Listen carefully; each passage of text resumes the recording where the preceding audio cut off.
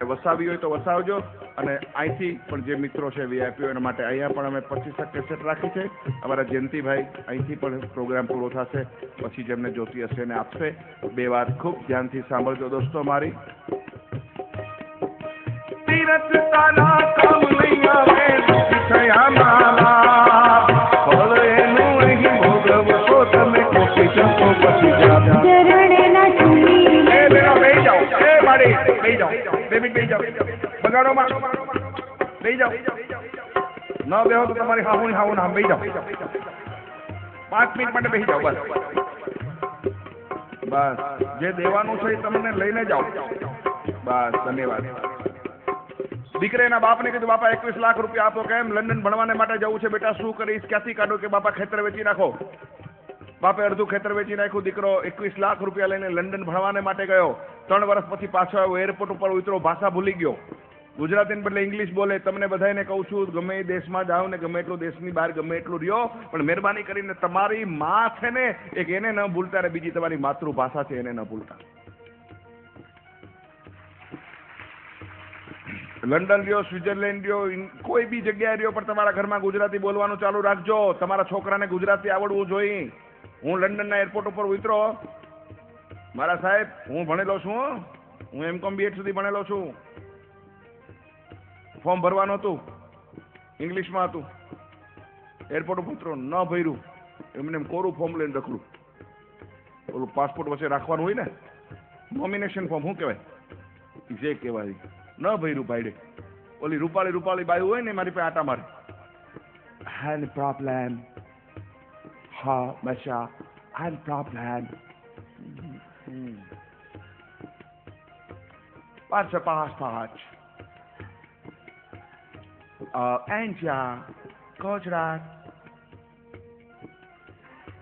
You don't know English? Gujarati. મને છે BP. એ 2 રૂપાળીઓ મારી પાસે ઉભીને મને પરસ્યો વળ્યો. એક જણીને એમ થયું કે આને કંઈક થઈ જાય તો મને કહો want juice. આવડો મોટો જ્યુસનો ગ્લાસ, ત્યાં તો જ્યુસના ગ્લાસ મારા રોયા મોટા હોય. એવડો ગ્લાસ ભરીને આવી મારી પાસે. Please sit down. ખુરશી આપી દે પ્લીઝ. જ્યુસનો આપ્યો, પી ગયો મારો બાપ. મોસંબી જ્યુસ. વળી ઓલીને એમ લાગ્યું કારણ કે ખારું લાગ્યું જ્યુસ પીધા પછી મને કે ડુ યુ વોન્ટ મોર. બીજો આવ્યો, એ ઠપકારી ગયા. 2 ગ્લાસ પી ગયો.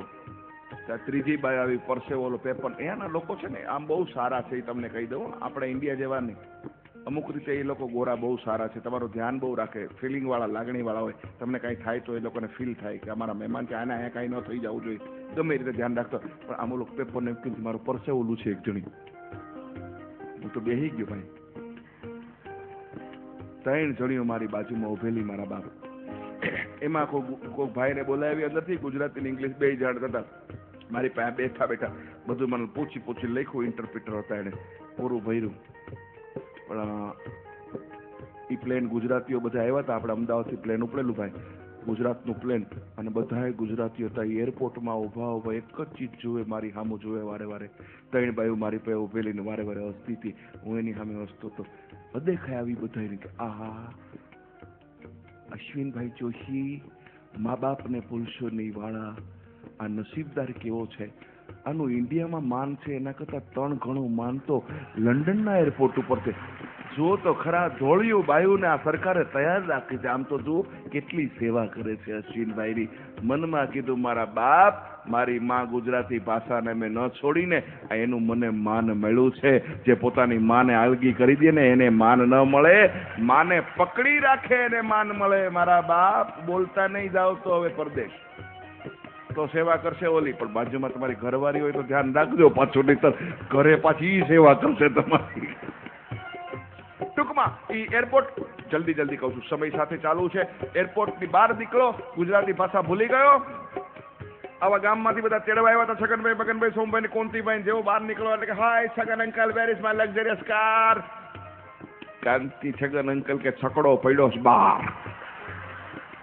Oh, uncle, you know, India is very hot country. કે hot country નો દીકરો થામા. તારો જન્મ પેથાપુરની સરકારી હોસ્પિટલમાં બપોરે 3 વાગે લાઇટ નહોતી ત્યારે થયો તો. જનરેટર બંધ હતા. ઓ very bad. એટલે બે નાખો સકડામાં. ઘરે આવ્યા, માએ છાણા થાય પાછા દિવાલ ઉપર ચોટાડ્યા હોય ને, આપણે પેલાના બેનો છાણા ચોટાડે, એની માન કે oh mom very nice, very good mom, very good. એની માં કે હું oh mom, આપણે cow and buffalo are improve. Our buffalo cow and got improve mom. એની માં કે વળી હું સુધરી ગયા. Oh mom, I remember mom, I left India, I Chachan, આપણે ગાયો પાછળ પરદો બધા ચામીન ઉપર પોદરા કરતા હતા અને હવે દિવાલ ઉપર ચડીને પોદરા કરે છે. એની માં કે તું સુધર માં ને અમારો ઓટલો વાયલમાં બેસ બટાટ. માં કે ખેતરે ગયા છે. ખેતરમાં ગયો. એક વાત ચાલુ છે પછી એક છેલ્લી વાત, બે વાતને સુંદર રીતે સાંભળજો દોસ્તો. ખેતરમાં ગયો, એના પિતાશ્રી ખેતરમાં અડધું ખેતર સાચવીને બેઠેલા, ઉપર આંબાનો ઝાડમાં ખૂબ કેરી આવેલી, ખાટલો ઢાળેલો. વૃદ્ધ બાપ એને પાસે જઈને કે હા ડેડ હું વાળી દઉં તારું ટેટું. Oh dad, very good, very nice dad. હું ગયો ત્યારે આંબો કેટલો નાનો હતો અને આજ કેટલો મોટો થઈ ગયો છે dad. God, very good. એનો બાપુ કે ગુડ ડેડ, કેટલી બધી મેંગોસ આવી છે. લે, કેરીઓ બોલની મેંગોસ નો દીકરો થતો. એનો બાપ કે કેરી એકવાર નથી આવી, તું ગયો પછી 3 વર્ષમાં દીકરા 3 વાર કેરીઓ આવી છે. મને અફસોસ એ થાય છે કે તને 3 વર્ષથી મેં લંડન મોકલો, 21 લાખ રૂપિયા આપીને મોકલો, તે 3 વર્ષમાં મને એક પણ રૂપિયો નથી મોકલો. આજ મને અફસોસ એ થાય છે 21 લાખ રૂપિયા આપીને તને લંડન મોકલો, એના કરતાં 21 લાખ રૂપિયાના ખેતરની માલિકો મેં આંબા વાવ્યા હોત ને તો એની સમય આવતી કેરીમાંથી હું મારી પાછલી જિંદગી જીવી જાત. મારે તારી પાસે હાથ લાંબો કરવો પડે. આ વાત એક અને છેલ્લી વાત બીજી સાંભળો. છેલ્લી વાત નાની. તીરથ તારા કામ નહીં આવે, દુઃખી થયા મા બાપ, ફળ એનું અહીં ભોગવશો તમે, ખોટી જશો પછી બધાને કહું છું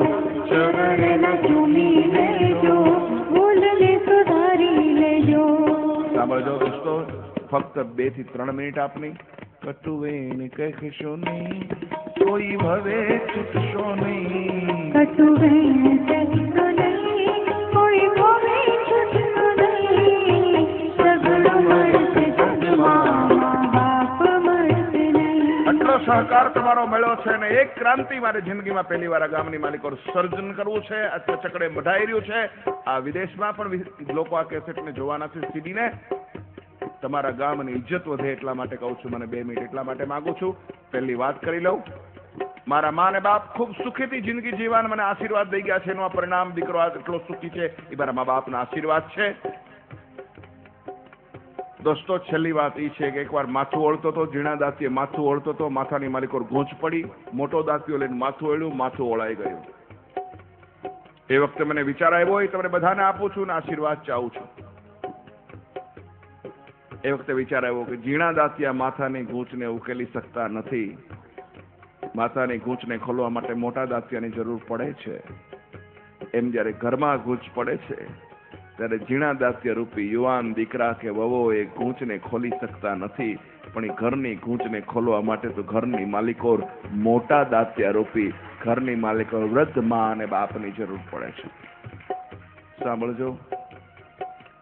જગલું મળશે જગમાં મા બાપ. બે કડી મારી યારે બોલો તમે ખાલી. મા બાપને ભૂલશો નહીં, મા બાપને ભૂલશો નહીં. બધાનો અવાજ આવવો જોઈએ. એક ન કહું ત્યાં સુધીમાં સોગંદ છે તમને ધર્મ મંડપની કોઈ બહાર નહીં નીકળશો. ભૂલો ભલે બીજું બધું મા બાપને ભૂલશો નહીં.